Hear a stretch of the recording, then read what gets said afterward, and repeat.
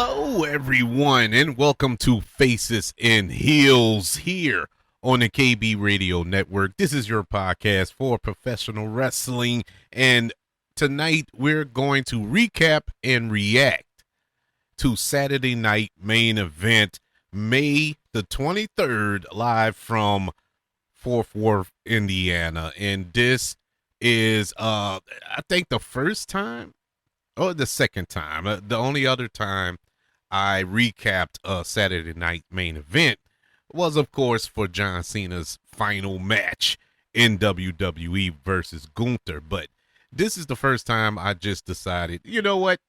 We're going to sit down, watch this show, and try to enjoy it, because WWE has been a chore to get through as of late. They haven't been firing on all cylinders creatively over the last year, and I'm probably not giving it enough credit or discredit to be completely fair, but I am still a fan. I still enjoy the talent that's a part of this roster, so I support them. It's not so much of WWE. And we had a stacked card tonight, which was also odd, and another reason why I was geared up to watch Saturday night's main event. We had 5 matches on the card.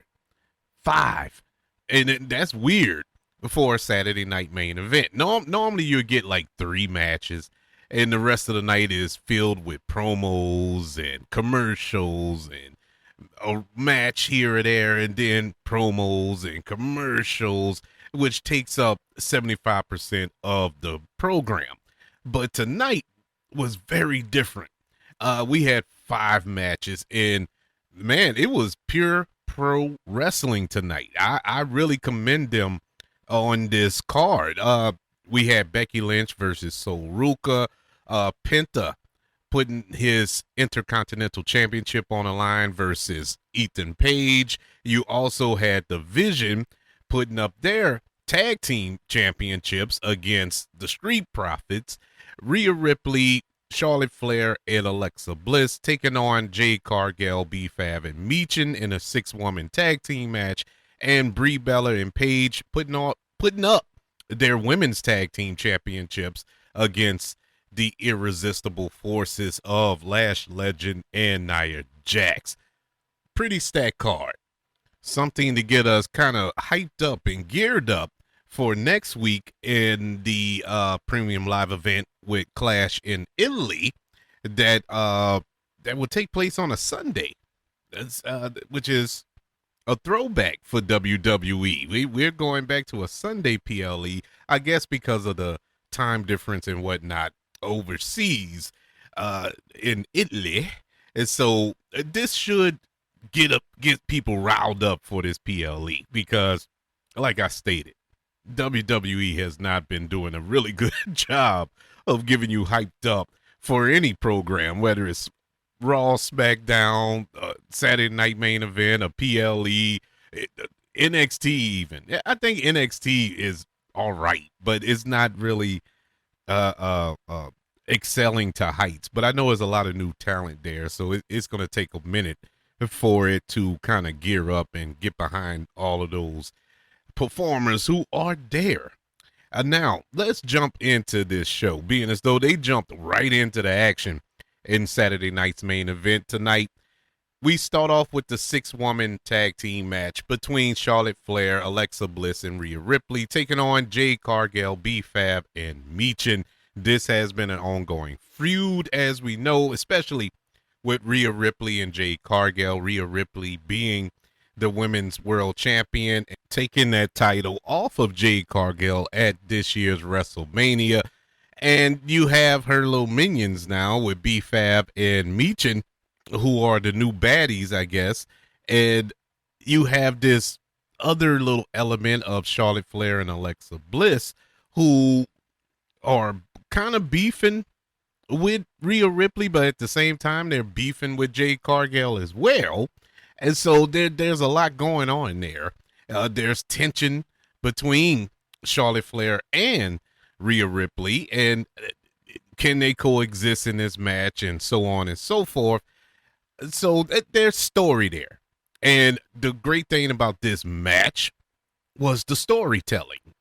We were able to tell a story, continue a story, and add on to the story of Rhea Ripley and Jade Cargill, being as though they're going to have their rematch next week at Clash in Italy for that title. And you also add on to a feud that's probably going to be coming on after that PLE with Charlotte Flair involved. And then where does Alexa Bliss fall in all this? So there's a lot of elements coming out of this match, and I think they build upon this pretty well. The match was what it was, and I think it was a decent match. Nice opener to say the least. I would say this match gets a B in my eyes.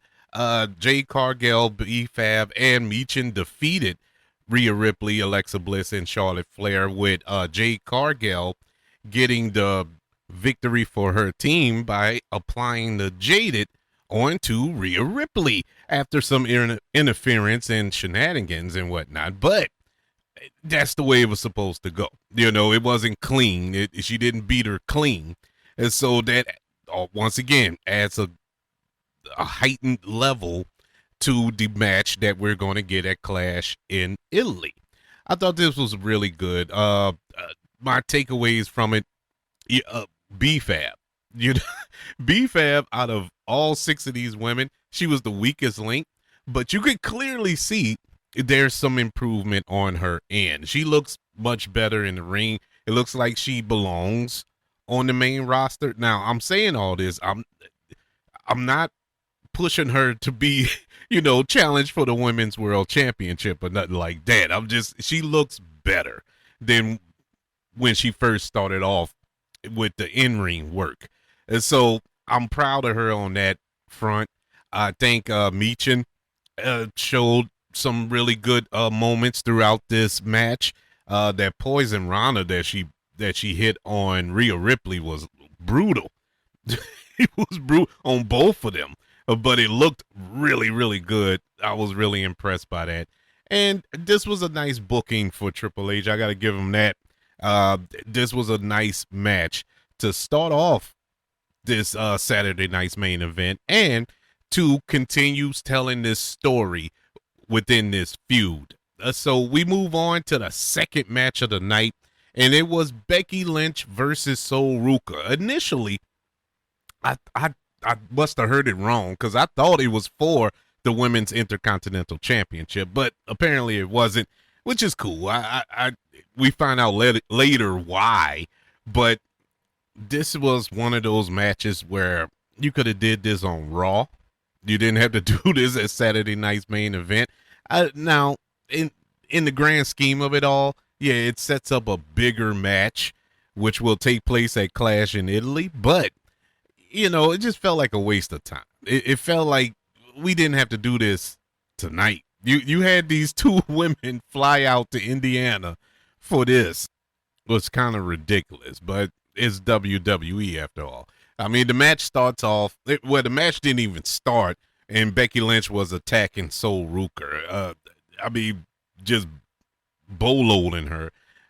Finally, the match starts.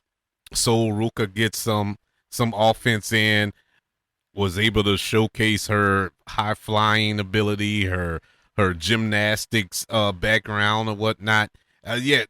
We got to see a little bit of a show, and then the match abruptly ended when Becky Lynch took Jessica Carr. Yes, Jessica Carr. This storyline has been going on for about 2 years now between Becky Lynch and Jessica Carr. Now, that isn't a knock. It isn't a complaint. I actually like this.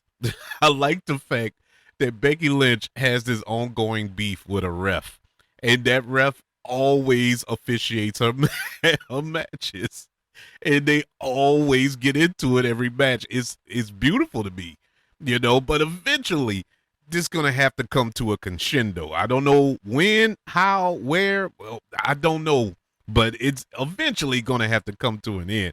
But this caused the match to be called off, and unfortunately, normally Sol Ruca would have been disqualified for hitting the ref, but being as though Becky Lynch threw her into Soul Ruca as she was trying to attempt the Soul Snatcher.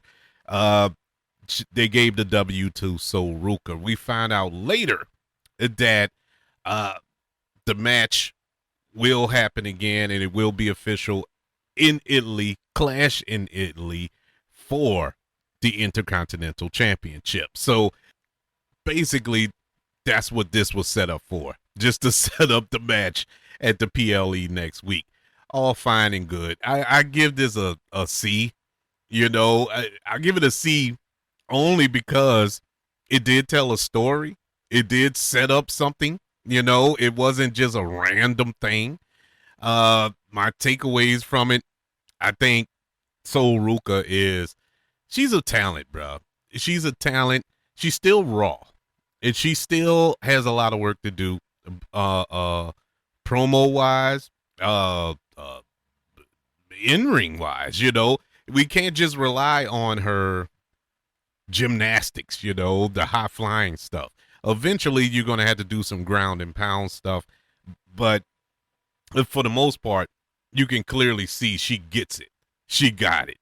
And, but she just needs to slow it down. She needs to slow it down because it's like she's rushing through it, you know, and I know a lot of nerves are involved, and that I get all that. That's why I say it's going to take some time before she really gets it. But I hope she gets it before she gets seriously hurt. That's my thing. And so that's my only critique of this. Other than that, it was what it was. I don't even classify this as a match per se, but it did its job. So it set up the match for Clash in Italy next week. We move on to the match that I thought was going to be the main event, the last match of this night. But no, it wasn't. It was in the middle of the card, and it was the best match of the night.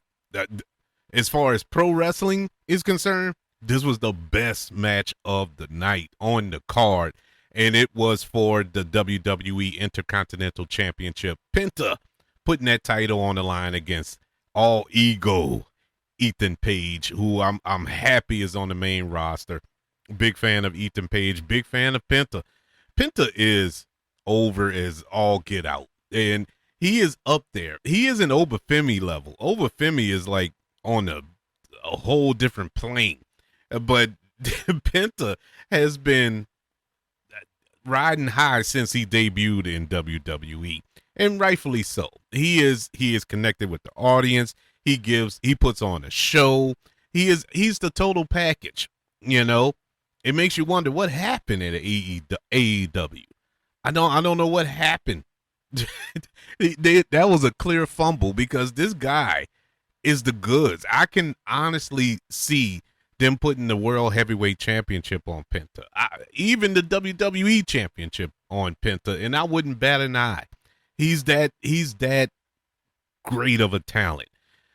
But before we get to all of those accomplishments, he has to get through tonight. He has to get through Ethan Page. And this was a really, really good match. I had no doubts that these guys were going to put on a banger. And that's exactly what we got. Both performers put on a show. We got to see all of their stuff.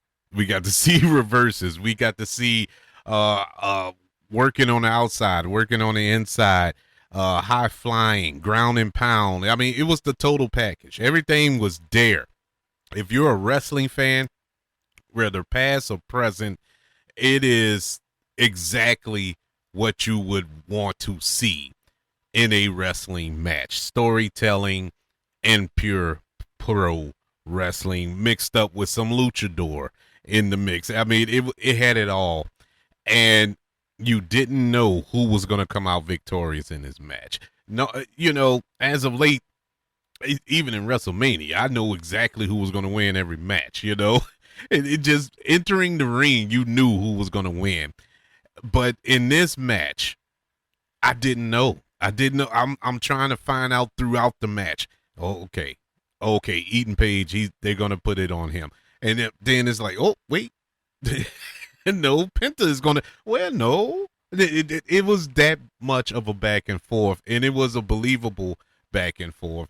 You got Ethan Page using dirty tactics and all this stuff, everything, with the turnbuckles exposed and this, that, and the third. But ultimately, he couldn't escape the Mexican Destroyer from Penta to get the 1-2-3. Penta retains his WWE Intercontinental Championship. I give this match an A-. Yeah, it was that good. It was one of the best matches I've seen all year. And I know WrestleMania was a month ago. It's up there with me. This was awesome, man. This was an awesome match. I mean, Penta almost flew over Ethan Page with a crossbody. That's how out of control these guys were. It wasn't even a crossbody. It was a crossface. He jumped off the rope and hit Ethan Page in the head. A crossbody is supposed to be across your torso, but they were all over the place, Awesome match. But even with that botch, and I put heavy quotations on that, it still looked good. That's how fire this match was. Yeah, we move on. We move on to the women's tag team match. The champions, Paige and Brie Bella versus the Irresistible Forces, Nia Jax and Lash Legend. I was not looking forward to this match. I love Paige. Love Paige. Ever since NXT, calling up to the main roster, winning the Divas Championship her first night, and all that, followed her all the way through. I'm a huge Paige fan. Her fighting back from this career-ending injury, only to go to AEW, win the championship there, and come back and win the tag teams championship on her first night back and at WrestleMania. I can be more happy for somebody than I am for Paige, for her career to come full circle like that. I just did not care for this match. Going into it, I just didn't care for it because, number one, Brie Bella, and I have nothing against Brie Bella personally, just in ring, she's not good. She is not good. And after all these years, she still has not improved in the ring. And it's crazy. You're married to one of the best technical wrestlers ever. It's in Daniel Bryan or Bryan Danielson, whichever one you want to refer to him as. And you haven't learned anything. I mean, it's like pulling teeth, bro.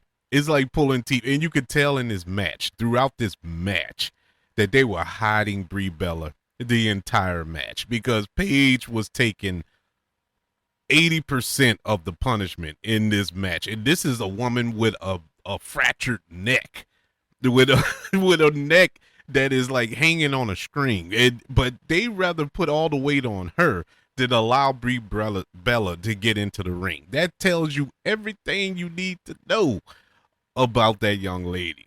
But I love her though. I do love her. Lash Legend and Nia Jax, I actually like that pairing. I didn't like it at first when they first paired together, but they grew on me, and I like Lash Legend.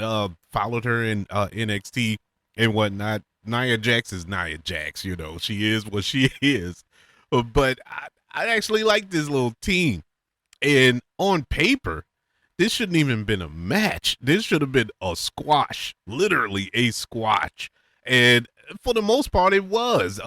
They had the upper hand for the majority of this match, putting the beat down onto Paige. Like I said, she was in it the majority of the match because Brie, she could only do about 4 or 5 moves. And once you do that, you got to tag her.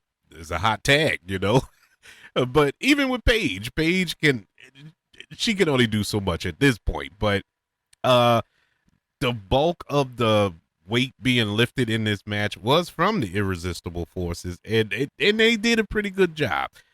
Now, they didn't tell much of a story in the ring other than the fact that the Irresistible Forces are a dominant force, and you didn't need to watch a match to see that.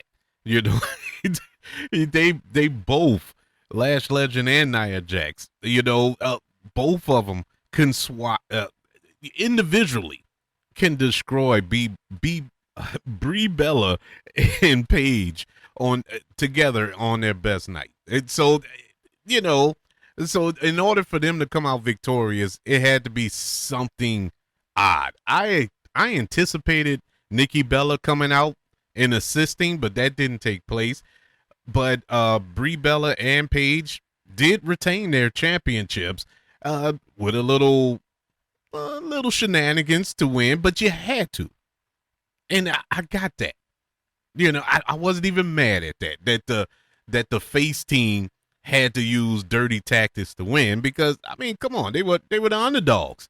they were they were out physical and out strength and whatever the tail of the tape was tipped to one side here, but they had to find a way to win, and they did find a way to win. I give this match a C plus. It was decent. It was worth watching. Some spots came off really, really slow. Like one that sticks in my head was the spot when Paige pulled down the rope and it sent Lash Legend out of the ring. It just moved so slow, and you could tell that this was planned. And it just, I don't know what happened. It just looked so bad. So bad. It threw off the whole match. Up to that point, I was somewhat enjoying it. But then it just fell off the rails from there. But it kind of picked up, and by the time I got re-engaged with it, the match was over. Yeah, it was a decent match, It wasn't horrible. I think it was worthy to be on the card. I'll say that much. And so we get to the actual main event of the night. The tag team championships, the men tag team champions division. Logan Paul and Austin Theory defending those titles against the Street Profits. The Street Profits, who have been incognito as of late. Well, they've been busy getting their wives pregnant, because both of their wives are pregnant at the exact same time. I don't know if they planned that or it just so happened to happen. They truly are one of the most tuned in tag teams of all time. They inside the ring and apparently outside as well, because they were definitely keeping themselves busy as they was on the shelves for so long. But it's good to see them back in action. It's good to see them challenging for these titles. And to say that I don't care about the tag team division in WWE would be the biggest understatement of all time, because WWE, they don't care about the tag team division in WWE. It is so bad. Think about it now. You got singles wrestlers, single performers as tag team champions. You have Austin Theory and Logan Paul. They're singles, but they're the tag team champions. Over on SmackDown, you have Damian Priest and R-Truth. They're singles, but they're tag team champions. Damian Priest was just in WrestleMania, 2 years ago, winning the World Heavyweight Championship. Now, it's like, what is going on? You have no tag teams here. Other than the Street Profits, you got Fraxium. You have, I can't think of no one else. I'm blanking. I can't think of nobody. You let New Day walk out the door. The Wyatt Six, you let them walk out the door. DIY is no longer a thing because Tommaso Ciampa is gone. It's like the real tag teams in this division is gone. There are no tag teams. You have the Creed brothers in not AEW, in AAA. Where are your teams? Penta and Phoenix, they're brothers. They were a dominant tag team in AEW. You got them on two separate shows. So now, granted, Penta is doing his own thing with the Intercontinental Championship, but I'm just saying, where are the tag teams? tag team wrestling can be some of the best wrestling on the card if you do it right. And for years, it has been dismal in WWE. Other than the Usos, who they put a lot of stock behind, bloodline and all this here, I get all that. But there haven't been any good tag team wrestling. I went through all that to say this. I liked this match. I liked this match more than I wanted to like this match. I went into this not even caring about the match, simply because I don't like Logan Paul as a person. In ring, I can't take nothing away from him, but I don't like him. Austin Theory, he's an odd fellow to me because I want to like Austin Theory, but when he gets in the ring, I don't like Austin Theory because he's not skilled enough, you know. But it's something about him I do like. It's his aura or whatever you want to call it. I think he can be good. I think he can be something great. And look, you can say what you want about Vince McMahon, but Vince McMahon has made talent for decades. And he saw something in Austin Theory. He saw something great in Austin Theory. Unfortunately, we'll never find out what it all came to be because he was unceremoniously let go from the company, rightfully so. So I don't know what's holding him back. With all that being said, this match, you have the Street Profits, who is probably one of your better tag teams in WWE right now, next to Fraxium, I would say. They were in clear control of this match throughout. Finally the crowd woke up in this match. You know, it felt like an actual match throughout. A lot of back and forth. We got to the outside. We got some good double team fun from these tag teams. You got Paul Heyman getting involved, messing up the match, continuing this story on. Once again, storytelling. A lot of storytelling took place in the ring. Continuing with this feud, which will probably stretch on after this, hopefully so, because I really want to see the Street Profits get those belts. But you had Braun Breaker interfering with the match. You had Montez Ford teasing, going after Paul Heyman in this match. It's a lot that went on. Ultimately, Logan Paul hits Montez Ford with the brass knuckles, and Austin Theory covers him for the 1, 2, 3, and the Vision retains their tag team championship. You had after the match, Braun Breaker hitting Montez. Was it Montez Ford or was it Dawkins? It was Dawkins. Hit him with the spear. They celebrated over their wounded corpses in the ring. It was cool to see that. Once again, nice storytelling, some really good tag team wrestling. I'm super impressed with WWE with that. I want to see more of this. I want to see more tag teams. Hopefully that we do. Hopefully they bring some people back into the company to kind of build up this tag team division, and we'll get a lot more of this, because a lot of excitement and a lot of money is being left on the table by WWE. I give this match for the tag team championships a B+. I thought it was a really good match. Wasn't the match of the night. That still goes to Penta and Ethan Page, but this comes in a very close second. But my notable takeaways for the night, I don't know why WWE kept the Street Profits on the bench for months. It's mind-boggling to me. Another takeaway, setting up the Women's Intercontinental Championship match next week in the PLE between Ruca and Becky Lynch. Excitement was built for the Women's Championship match between Rhea Ripley and Jade Cargill. Yeah, there's a lot to take away from tonight's Saturday night main event. Good action. Uh, Looks like some opportunities were missed. I can't put my finger on it, but overall, this was a good watch. This was a solid show. Nothing really let me down. I really wasn't expecting much from it, but so I was thoroughly entertained. This was a fun event, and I hope this is a sign of some change going on.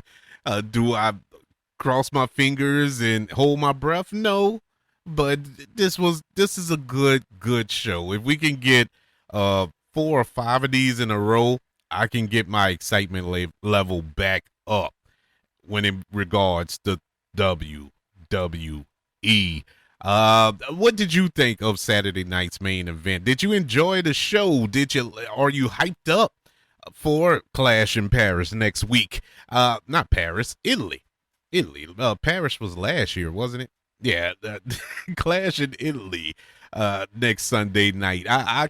I'm excited for it, but I want to know your thoughts. Email the show, kbradiopodcast@gmail.com. You can also search for the show on all social media platforms. Just search for the KB Radio Network. Also, don't forget about YouTube. Subscribe to the KB Radio Network channel and like this video if you don't mind. Don't forget about the 5 stars, the reviews, and sharing this show if you're listening on Apple Podcasts, Spotify, iHeartRadio, wherever you are currently listening to Faces and Heels, your podcast for professional wrestling here on the KB Radio Network. Everybody, thank you for joining me for this recap and reaction for Saturday night's main event. I'll be talking to you next week when we recap and react Clash in Italy. Till then, y'all be good, and I'll holla at y'all on the next one.